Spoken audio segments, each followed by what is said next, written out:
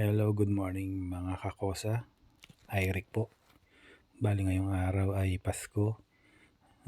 Nag-offer ang ating kaibigan na si paring Logro, Insan Logro ng India. Bali nagluluto kami ngayon ng chicken biryani. Special luto niya. Ayan, bali nag-prepare na kami ng mga ingredients na sibuyas, carrots, lemon, tapos nag-bake,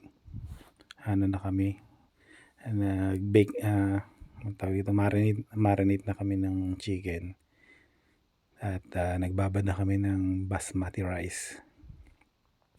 Nag-blender na rin kami ng mga dahon-dahon, coriander leaves at saka mint. Ayan, bali half cook na kami, nagprito kami ng raisins, pasas. Ayan, luto na yung onion na napakadami. Kalahating kilo ata yun. Tapos yung marinated na chicken biryani ay ready to fire. Ayan, piprituhin na po ni Insan. Ayan, minekos-mekos na ni Insan. May gloves pa si Insan. Ayan, isa-isa hanggang sa maluto. 20 minutes baliktaran, bali 40 minutes. Habang nagluluto, nagpiprito si Insan mekos-mekos na amoy pana dahil sa amoy sibuyas. Ang amoy ng aming kusina ay napakabango. Amoy sibuyas na prito. Wala nga lang tong bawang. So ayan, magpapakulo na si Insan ng tubig para sa biryani, sa basmati rice. Ayan. Ayan, naglagay na siya ng bay leaves. Sarap yung bay leaves sa adobo humba. Ayan, naglagay na siya ng cinnamon stick. Naglagay siya ng ano pa ba nilagay niya? Ayan, star anise na hindi siya star. Ayan, naglagay na rin siya ng cloves at may mga palay-palay seeds, hindi ko alam. Ayan, sarap yan. Dinagyan niya ng konting mantika para mas madulas. Parang spaghetti lang, parang pasta. Ayan, binaliktad niya na, minikos-mikos niya na. Insan, kailan ba yung matatapos? Gutom na kami, Insan. Ayan, ayun, ready na yung mga tomato. Bumili na rin siya ng kasoy nuts pang toppings. At ayan, i-strain niya na yung basmati rice dahil lulutuin niya na dun sa kumukulong tubig na may mga dahon-dahon panghilot.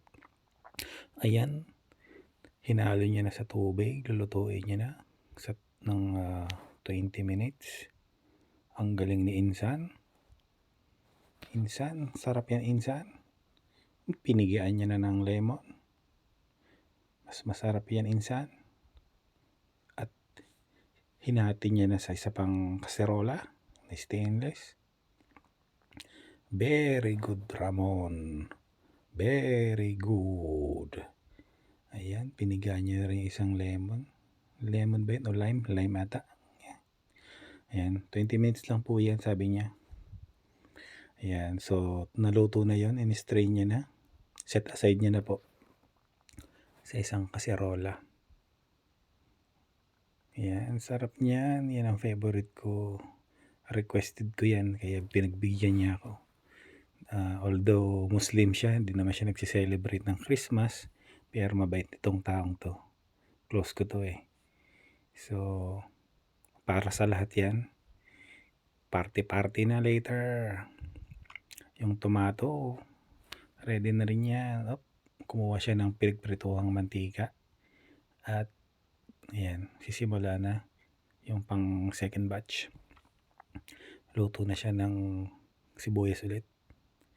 Tapos yan, yung coriander leaves. Ayan, minikos-mikos niya na. Nilagyan niya na ng masala. Ano ba yung ginger paste? Pero bakit green? Sarap niyan. Ang amoy pa lang. Sobrang dikit sa damit. Amoy sibuyas na tayo. Mga insan. Ayan, nilagyan niya na ng biryani masala. Spices. Favorite ng India. Ng Middle East. Pero mas masarap ang kabsa. Yan ang favorite ko. Mula nung nagtrabaho ko sa Saudi, Sos Maria. Yan ang pinakamasarap kabsa. Tsaka pulaw. Nilagyan niya ng coriander leaves. Yan, mekos-mekos na ni insan. Very good, Ramon. Ang bango yun. Tinalo niya na yung prinitong mga manok. Mekos-mekos na. Ang sarap, Ramon. Very good. Ayan. So, hintayin lang natin si Insan dahil siya naman ang nakakalam. Siya ang expert dyan. Nilagyan niya na ng mainit na tubig. Pinaso niya na. Binanlian niya yung chicken. Nagpaltos-paltos na. Tapos yun, nilagyan niya na ng dried onion. Yung pernitong onion ni Insan. Napakadami naman yan, Insan. Luwang lasa niya, di ba yan mapait? Yung nilagyan niya na ng coriander leaves.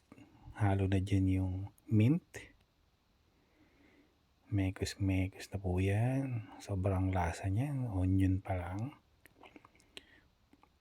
Alam ko maraming magre-react dahil sa amoy ng onion. Pero masustansya po yan, onion. Yan, nilagyan niya ng yogurt.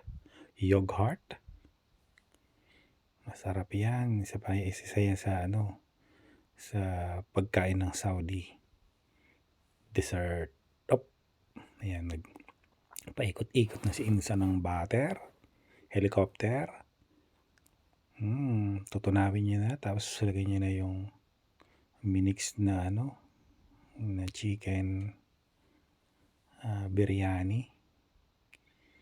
Ayan, malapit na po yan matapos. Ayan. Unang layer yung manok sa ilalim. Tapos pinatungan ng biryani rice na malasa. So, mananakam ka po. Sobrang sarap po ng biryani. Chicken biryani. Pinatungan na naman ng onion. Insan. Ayan, may mga carrots po yan. Nilaga. Pinatungan din ng pasas or raisins. Very good, Ramon. Delicious. Ayan. Ayan. Mint leaves. Tsaka extra coriander ulit. Okay, Insan. Kumuha siya ng pampayelo ng mata. Hindi pala. Ayan din yung tinunaw na butter. Ayan niya ng turmeric. Pampayelo. Toppings yan. Yan yung mga nilalagay sa toppings ng biryani rice para presentable at mukhang masarap talaga. Dahil yung yellow, yun yung nagbibigay kulay at sarap. Ayan, si Insan. Minikos-mikos niya na. Spread. Yung isa naman may tira pa. Para sa isa pang kaserola. Kululutuin niya na rin. So, lagyan niya na yan ng foil. Pinatungan na naman. Nilagyan na naman ng butter na may turmeric. Para makulay. Lagyan niya na yan ng ng foil Tapos lulutuin niya sa oven ng 20 minutes in low heat. Yan, hindi matapos-tapos 'tong ano niya, mga toppings. Sarap niyan mga insan. Kaya gumawa na rin kayo niyan. Magastos pero dapat kung magluluto ka ay pangmaramihan na para pang 2 araw. Ayan na, lalagay na sa oven ng low heat for 20 minutes ni Insan. Very good si Insan. Oh, ayan. Sabi niya, mainit na ba? Opo, yan na. Tapos na po. Kinat na natin kasi napakahaba po. Ayan, gumawa na rin siya ng salad. Mayonnaise na mga carrots, pipino. Ayan, ready to eat na po yan. Thank you so much. Happy holiday.